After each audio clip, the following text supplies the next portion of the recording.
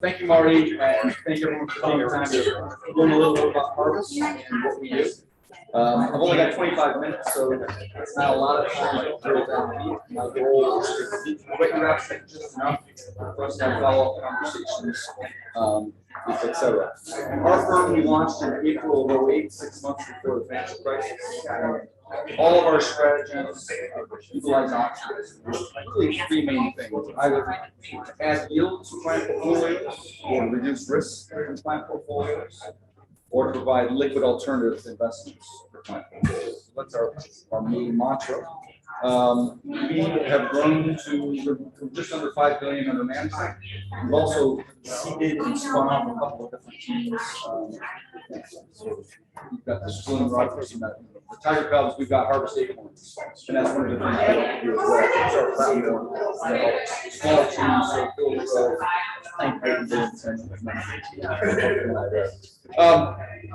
this slide challenges facing investors.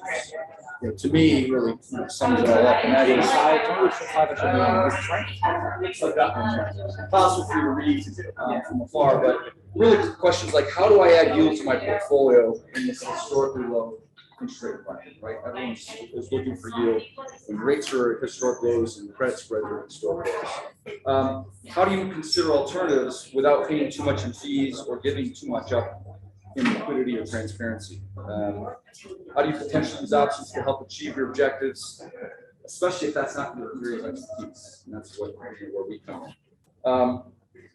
A question we get a lot is, if we're underweight equities, how do we thoughtfully add equity exposure without trying to time the market? Right, that's a very difficult, if not impossible, thing to do. A similar question is, if you're already sort of at your proper equity allocation, what do you do when you're nervous about the market being at all-time highs? You're nervous about the prospect for higher interest rates, for higher monetary conditions from the Fed, et cetera.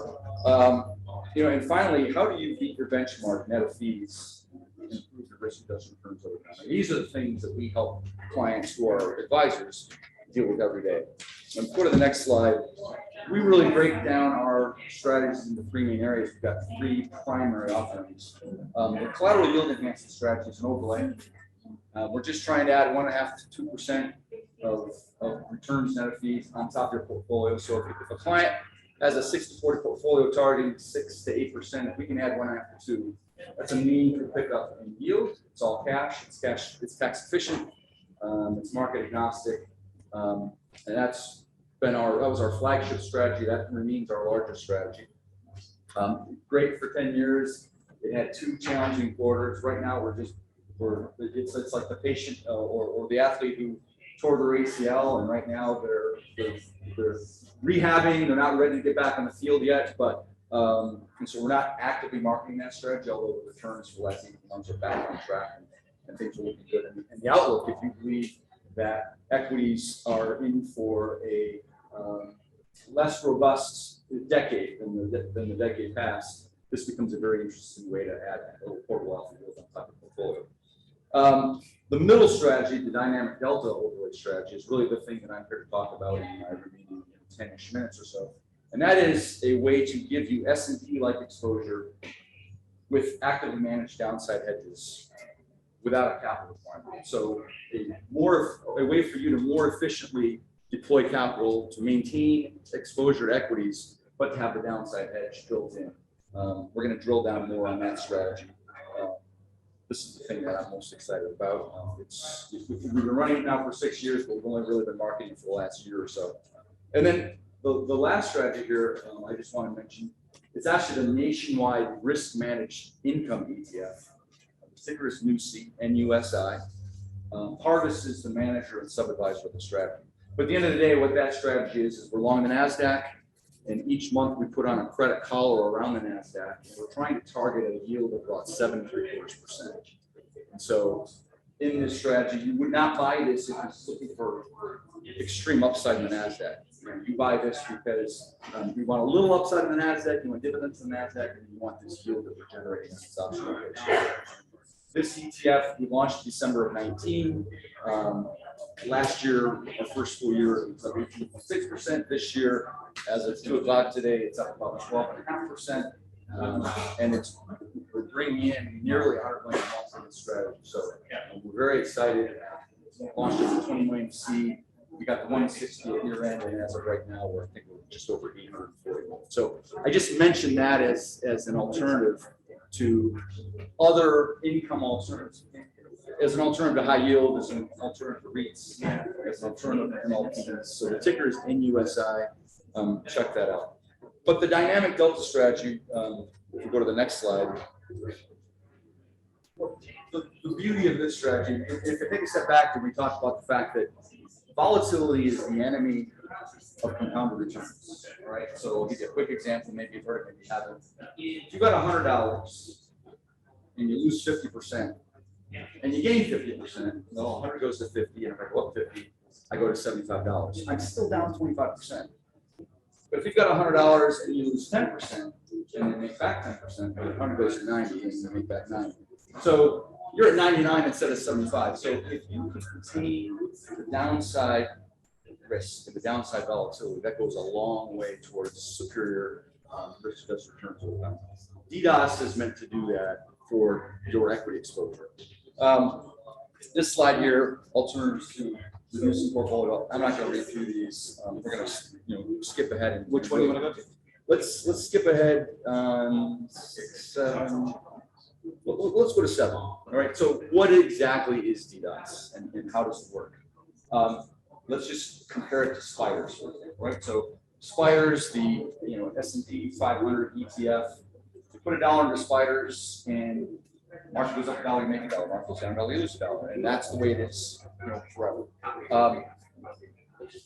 The term for how much you make or lose in market goes up or down is delta, right? So if your delta is 100, market up $1, you make $1, market down $1. So the delta in Spires is 500. I want to give you, using options, a way to get in the 70 to 100 range more thoughtfully, right? So to get deltas from options, you either sell puts or you buy calls, and we do a little bit of both. But what we're going to try and do is sell the rich options and only sell put spreads. So the downside puts that we're getting delta from are spreads with limited risk. And then when we buy our upside calls, we're buying cheaper upside options that have unlimited upside. We would rather use options to get us that delta, because now instead of putting $1 in Spires, you can now take that $1 and put it into something else that is higher yielding, that's less volatile, that's less risky, maybe even less liquid. Some of these interesting VC and tech and private equity ideas we get here is maybe your clients or you are fully invested already. Here's a way to put some of your capital out of equity, use the DDOS overlay to replace that more thoughtfully, and now you've got capital freed up to do whatever it you want to portfolio. So the idea is this gives you tremendous flexibility to help improve risk-adjusted returns to your portfolio or to meet return objectives or risk objectives, etc. The returns on the next page, too small for you to look at, but what I can tell you is this. When the market's up, DDOS is going to be up, and we do our best to try to keep up as much as possible. Ordinarily, because our delta average is about 70, ordinarily a big market rip, we're going to be up, not up quite as much as the equity market. But the key is when the equity market is down, we will likely be down, but we'll definitely be down less, hopefully a lot less. And that's back to the compounded down 10, up 10 versus down 50 and up 50. We can keep that in check. That's very helpful. Since our launch, we're actually slightly outperforming the S&P, despite having lower delta, lower drawdown risk, quicker recoveries, and so it's a great combination. This next slide, to me, is the simplest case study to illustrate the power of what this strategy can do. Right. So let's take two people who just sold their companies and they walk in to you and ask for advice on how to invest their $10 million. And the first client says, I hear 60-40 is sort of the universal benchmark. I want to keep it simple. I want to put 6 million in Spiders. I'm going to put 4 million in ag. I've got 60 in equity, 40 in bonds. End of the story. That's case number 1. Case number 2 was someone in this audience earlier who said, I like this DDOS idea. So I'm going to put all 10 million into ag, all 10 million into bonds, and then I'm going to run DDOS on top of that. And so Client number one, or case number one, they've got six in spiders, 4 in ag, they've got their 60-40 mix. Client two has got 10 million in ag, got 10 million in DDOS, which is hedged. They've got 20 million working for them versus 10, and they actually have more ballast to their portfolio because they got a bigger bond allocation, they got greater yield in their portfolio. And when we go to the next slide, you can see how compelling the numbers turn out. So you can see, first of all, case one versus case two on an annualized return since inception over the last nearly 6 years. You pick up almost 684 basis points per annum on door number two versus door number one. You can also see your Sharpe ratio is better, your Sortino ratio is better, your information ratio is better. Best months and best years, much better. Worst months and worst years, slightly worse, as you would expect, because instead of 60 in spiders, you've got 100 in DDOS. But still, if you can do, in this is case, this is the two extremes. One is sort of 60-40, do nothing. The other is full in on DDOS. Obviously, there are an infinite number of cases in between. But this, to me, really is an attention grabber. And if you don't like ag, if you say, yeah, that sounds great, but on a look forward basis, I'm not real keen on where interest rates are headed. I'm not real keen on credit spreads and the outlook for bonds. Great. We come up with a diversified basket of alternatives to ag, New Seed being one of them, which is what I do with my own money. But a diversified portfolio of things that are going to give us, less vol, compelling returns, less standard deviation, less drawdown risk than equities. As an ETF portfolio, so infinite number of possibilities, and we run Zephyrs on anything you want to see to help you making those determinations. But that's what we do working with you to come up with those combinations. If you go now, for those who say, "Boy, I love the idea, but selling equities is hard because I'm going to have a capital gains event."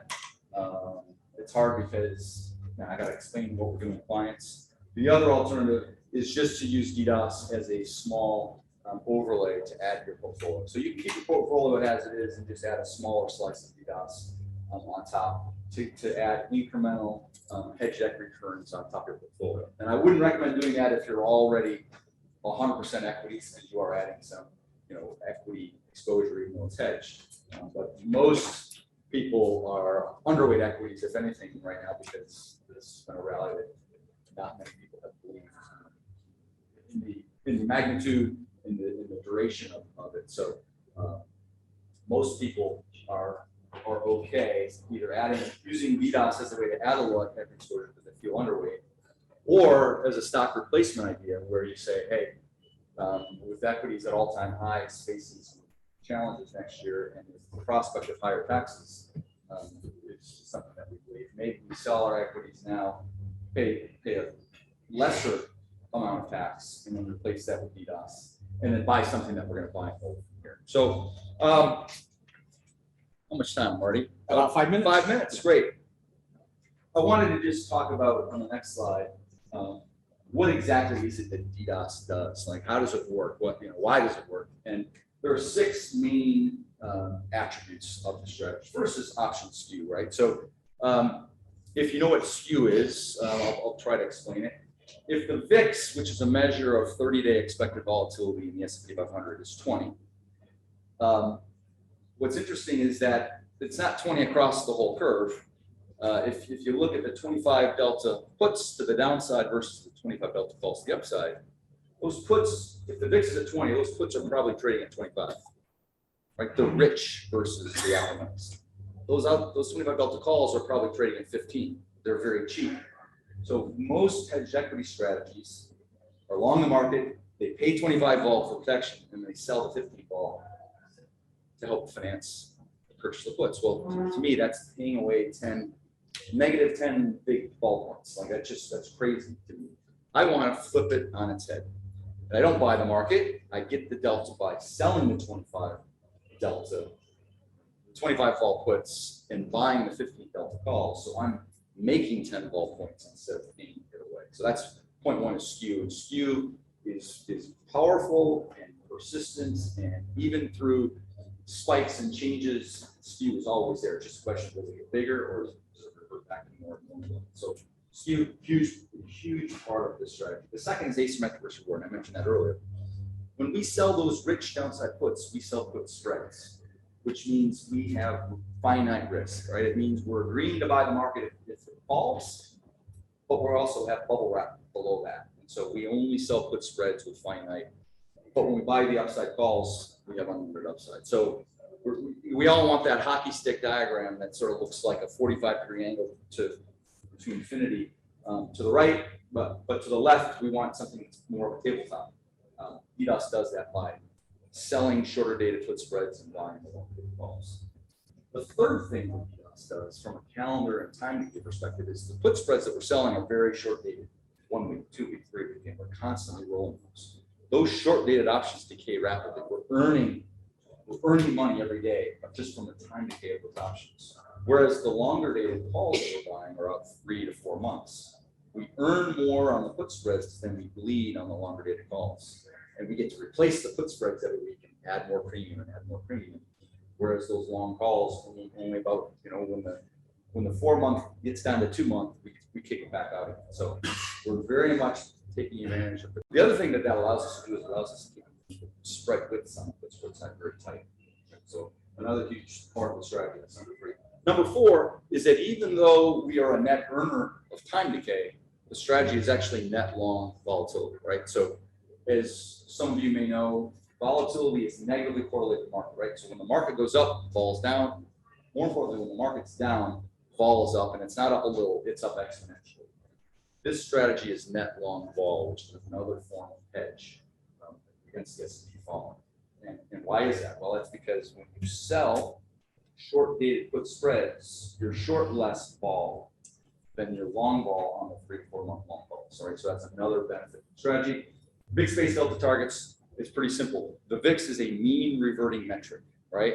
So if the VIX's long-term average is 20, you can look at sort of a range of 16 to 24, say that's about average, that's one standard deviation up and down. I'm okay getting half my delta on the put spread side, half on the long call side. When the market falls and the VIX starts to increase dramatically, you go to the 24 to 30 range, that's high. That happens about 10% of the time. I'm okay leaning into it a little bit more, getting more delta by selling more puts when they're richer and selling them after the market's fallen, not before. And then when the VIX is north of 30, that's extraordinary. It's almost like a 90-10. Then we're almost like in a short put spread strategy. And we're okay because that happens about 3% of the time and doesn't last very long. When you go the other direction, when the market, when the VIX is in sort of the 12 to 16 range, which I would call low, that happens more frequently, but that's usually a sign of complacency. It means the market's had a nice long run. We haven't had a 3 or 5% pullback in a while. We're all forgetting about the fact that that can happen. And it's like off the races. I'm less keen to sell downside put spreads when vol's cheap. And I'm migrating more into the long call. And then when VIX is below 12, which is less than 10% of the time, it's a question of not if, but when we're going to have a pullback.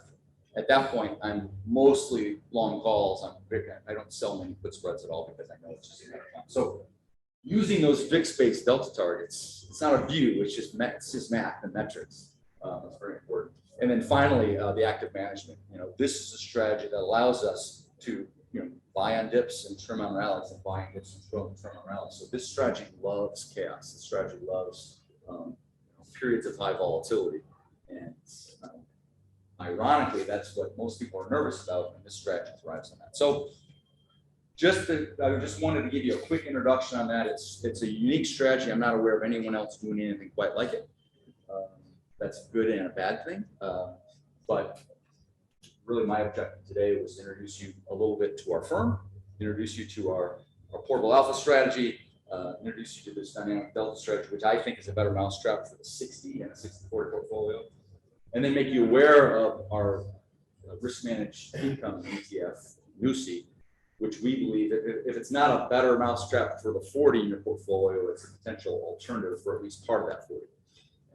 But without interest rate risk, without credit risk, without duration risk, without the sector-specific risk of MLPs and REITs, et cetera. So we've fantastic. All right. Questions or maybe time for one question. I think Goodwin. Question. The buffer ETFs where you can buffer 30% down as an example, and they Yep. want you to participate in the upside. Yes. They have them at 30 down or 20 down, 15 down, 10, whatever they are. How are you comparing in your performance versus the buffer ETFs? We're in the same zip code. I know you are, but Yep. I'm asking specifically. Yeah. The We're- most popular versus you. We're in our ETF, we're targeting the yield. So they're more targeting a certain amount of upside participation, and we're more focused on the yield. So Would you 7. be better or worse? That I'd have to check for you. I mean, Would you? sure. You know, they have different flavors, and it sort of depends on the day and the, et cetera, et cetera. But if you're looking for, 7 3/4 yield with a built-in hedge and a little ups on the Nasdaq with dividends to the Nasdaq, that's kind of what our